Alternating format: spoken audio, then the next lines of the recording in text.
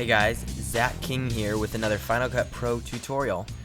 Today we're going to do a Pleasantville effect, and this is a really neat effect. It basically cuts all the color out except for one color that you choose. In this case it was yellow for me. Let me play the effect here for you. It's actually my sister. We were up in Canada last year and we filmed this stuff. So there you get the gist of it. It's kind of in that shot I chose to take out the yellow, or keep in the yellow and take out everything else. And let's do the effect. So if you want to follow along or do it after you watch the tutorial, just get footage that has colors that stick out. It's easier. Like if I were to go in here and actually do it with the green trees in the background on the mountain, that would be very difficult because you see the green is actually almost the color of the water and her shirt and other parts of the frame. So you want to make sure when filming it, if you know you're going to do this effect or an effect like this, to have colors that are distinct and you're able to pick out easy. So here we go. Here's the original clip.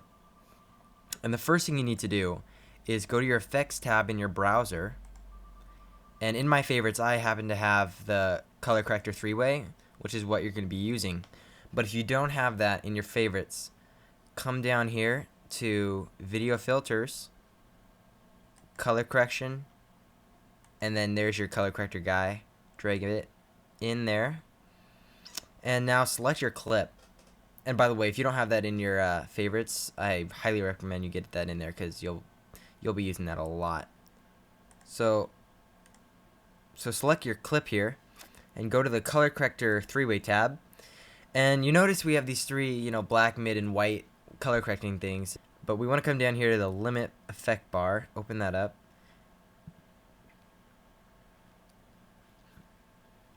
And now we are presented with these other luma and saturation and this color bar. And what you're going to do is take this little eyedrop tool right here and click the color you want to key in. Okay, so I selected the yellow, and you can see on the color wheel it kind of narrowed it down to that yellow that I picked. Here's the trick.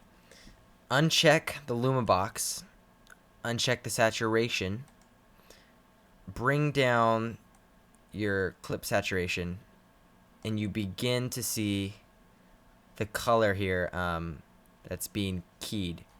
But the problem is it's not taking out the rest, and we want everything else to be unsaturated around that yellow color. So we're going to clip the button right here, which is an invert selection. It basically inverts everything we're doing there. So you see the saturations now everywhere else, and what we selected is yellow. And you can continue to click the eyedrop, and if you do that, you need to hold down the shift and click, and that didn't do much. So what you're going to probably have to do for this example is come down to your color wheel, your color bar, and open that up. And you can see there we got the whole thing. It was easier than doing this eyedrop thing. So there, and let's scroll through and make sure everything, and you can see here actually there's a little sunlight reflecting off this chair. So if you wanted to adjust that, you could come in and fix it. And you come up here, let's scroll through. Yeah, it looks like everything's there, even that long wide shot. You want to be careful. A couple tips on this is, I had a red shirt right here, and if you notice the yellow is red, is close to this red. If I open this too far, when doing this, it's gonna bring in the red. It brings in her skin color right there. That actually is closer than the red. The skin color right there. So you want to be careful and make it. The more narrow you have it, the better. That looks good right there. So that's the Pleasantville effect.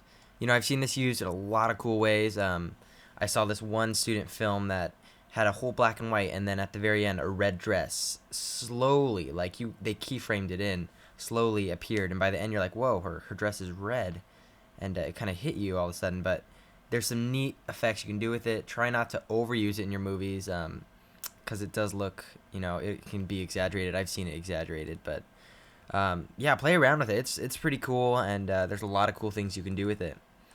well, that's the end of that tutorial, and check out our website for upcoming tutorials. We'll have a bunch coming out this next couple weeks, so stay tuned. See you guys later.